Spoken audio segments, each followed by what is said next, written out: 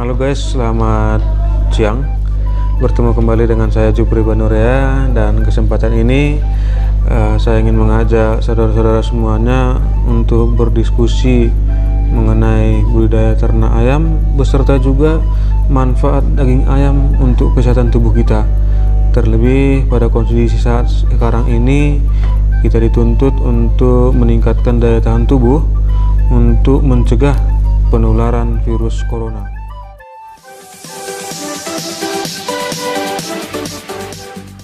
Bersama saya saat ini ada Bapak Saragih yang akan menemani saya dalam diskusi pada siang hari ini terkait dengan budidaya ternak ayam.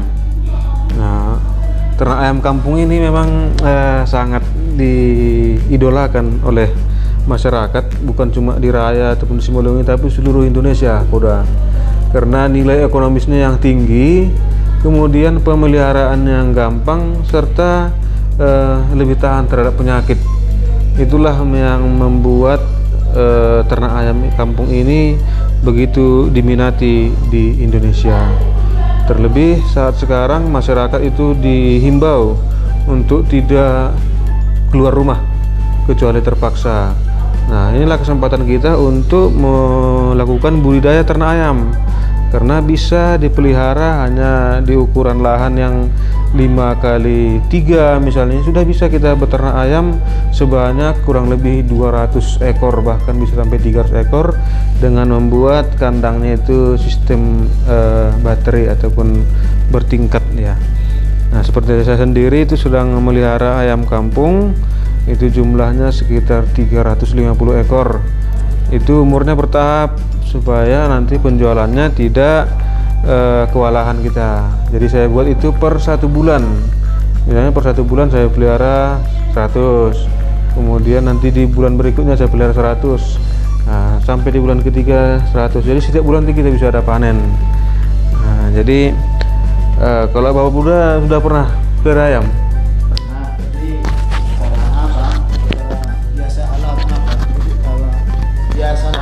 Biasa ya, belum secara intensif ya. Secara alami lah. Kalau ada sisa-sisa makanan apa itu dikasih. Nah, itu hasilnya. Itu pun masih menguntungkannya. Masih menguntungkan. Iya, untuk biaya anak sekolah. Iya. Masih bisa lah. Itu sebagai tambahan kan itu. Apalagi secara macam yang dibilang Bapak tadi kan lebih mantap pada juga masukan itu. Kalau bertahap dia bisa sekali sebulan aja panen. Kalau bertahap itu 3 kali kita apa kan? Itu sebagai sampingan lah. ya. Jadi memang biaya produksi yang paling banyak untuk budidaya, khususnya untuk ternak ayam, itu adalah biaya untuk pakan. Perlu diketahui kita bahwa untuk satu periode beternak ayam itu membutuhkan sekitar 75% biaya produksi yang paling banyak dari pakan. Seperti ayam kampung yang sudah saya buat analisisnya, untuk menghasilkan 1 kg daging ayam kampung, dia memerlukan 3 kg pakan. Ya, kita ketahui seperti sekarang itu pelet ataupun pakan pabrikan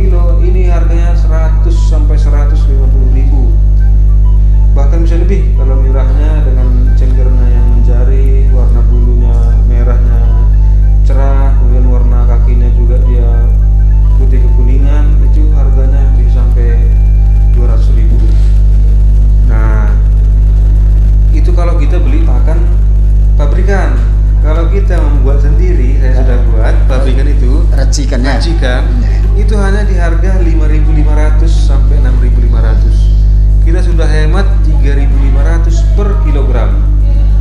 Bagaimana cara membuatnya?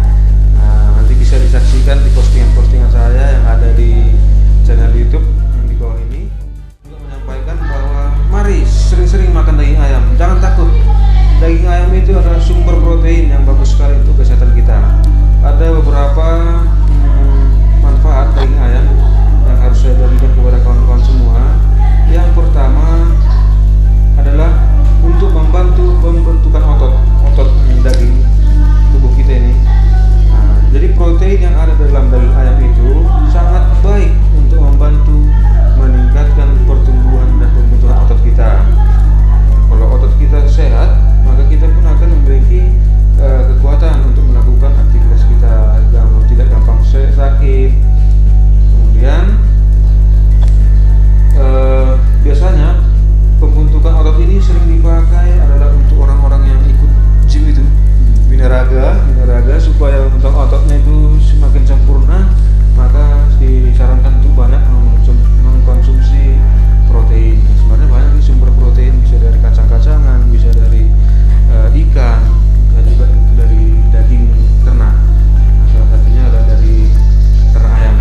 Yang kedua, manfaatnya adalah meningkatkan metabolisme tubuh. Metabolismenya itu di dalam daging ayam itu banyak mengandung vitamin B6 yang menghasilkan metabolisme dalam tubuh kita itu, ya.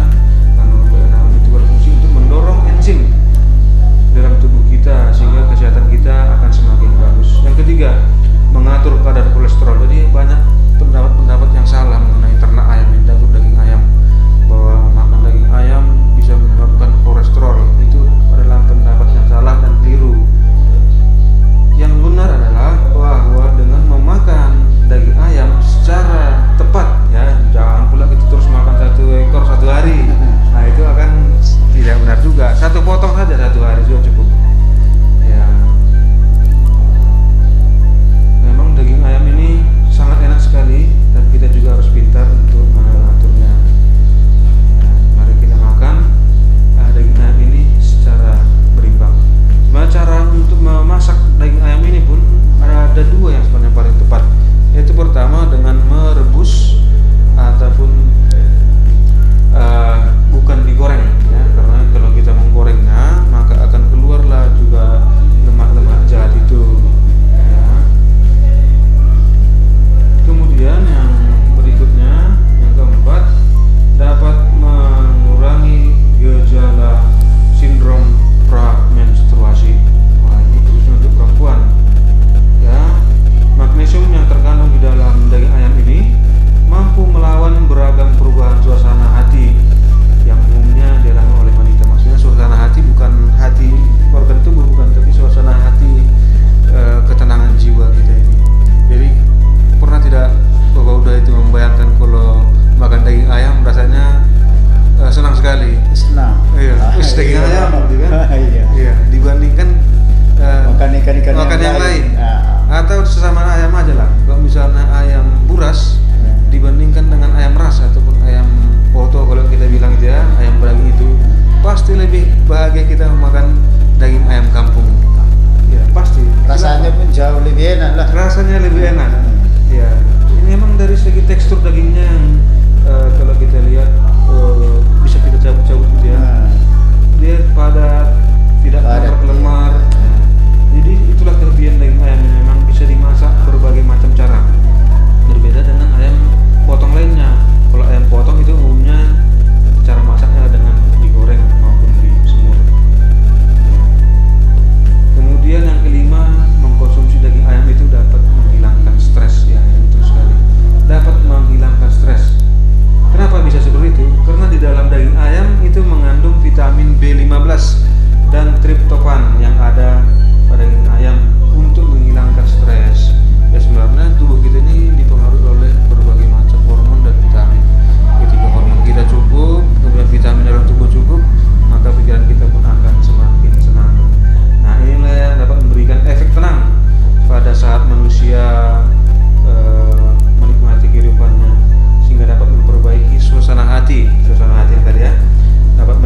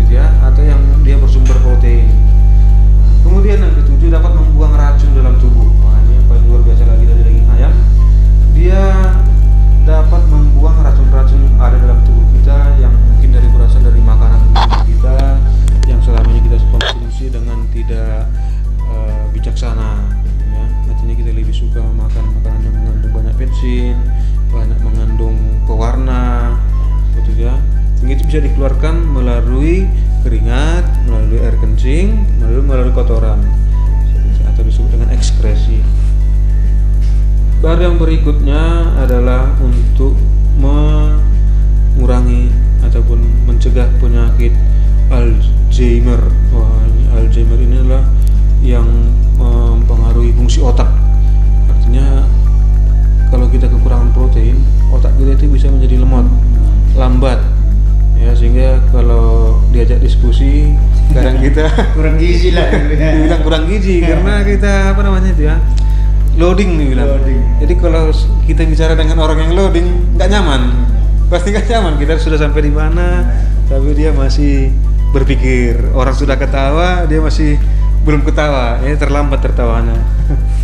Kemudian mengatasi anemia ataupun kurang darah. Ciri-ciri orang yang kurang darah itu udah kalau dia duduk kemudian berdiri maka dia akan pusing, kemudian berkunang-kunang, kemudian corak matanya dia akan tidak cerah, ya. Jadi dalam daging ayam itu dapat meningkatkan mencegah anemia. Kemudian dapat menurunkan berat badan. Nah ini dia. Saya bukan menambah gemuk, bukan. Jadi ada pendapat-pendapat yang salah, walaupun memang di dalam daging ayam itu, dalam satu karkas itu posisi ataupun tempat-tempat lemak ayam itu ada di beberapa bagian. Yang pertama itu yang paling banyak lemak adalah di bawah kulit. Di bawah kulit ayam itu, terutama yang di punggung atau di dada itu paling banyak lemaknya. Kemudian lemak yang paling banyak kedua adalah di sayap, terutama di ujung-ujung sayapnya itu, wingsnya itu ya. Nah, situ yang paling banyak lemak. Nah, posisi daging ayam yang paling nikmat adalah di bagian dada. Di bagian dada, kemudian di bagian paha. Itulah sebabnya kenapa kalau kita ambil daging ayam, organ yang paling mahal dari tubuh ayam itu adalah bagian dada dan paha. Yang paling murah itu adalah di bagian sayap dan ceker. Ya, karena itu biasanya dipakai untuk sup.